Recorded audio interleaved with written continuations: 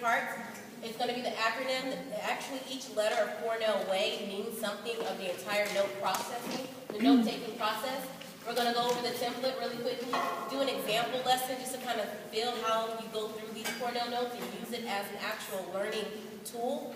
And then we're going to look at how you can review, revise, and the kids actually review, revise their own notes.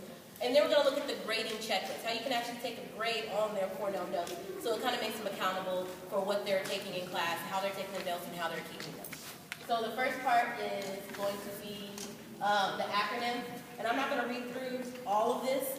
So one thing that I do want, since you do have a blank Cornell note template, I kind of want you to kind of go through a mock process of filling it out, kind of like your students would as well. So I'm actually going to give you the topic, objective, essential question, everything to fill it out, and I'll let you know when that actually starts. So you don't have to fill this out yet. So the C stands for create the format. Now, as you can see, there is a blank printed out copy, but my students, I do not print that copy out every single time. I actually have them create the template in their notebooks. So they actually draw the line and create the template themselves.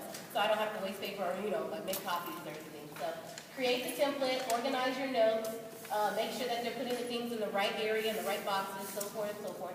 The review, revise, the note making process is to review, revise, note the key ideas, and exchange ideas.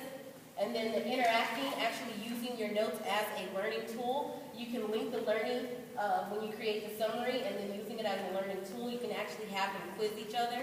And I'm going to give you an example of what that looks like. And then the actual note reflecting, which is the way part of the Cornell Way, the written feedback, addressing the written feedback, and then reflecting on actually what they learned in their notes or in that section or unit.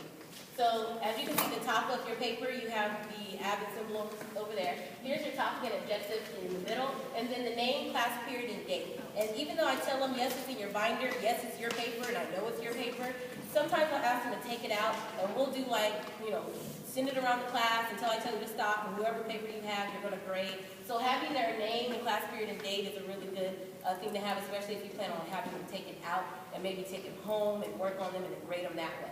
So I even tell them, even though it's in your notebook, still write your name, class, period, and date on there as well. Essential question. So I want you to go ahead and fill out this part. The essential question, I'm sorry. The topic objective you're going to fill out on your paper. The topic, of course, today is going to be Cornell notes. And the objective is how to effectively use Cornell notes to succeed in class. So that's what I would have the students write down. I actually tell them what the topic is. I tell them what the objective is. And they would fill that part out.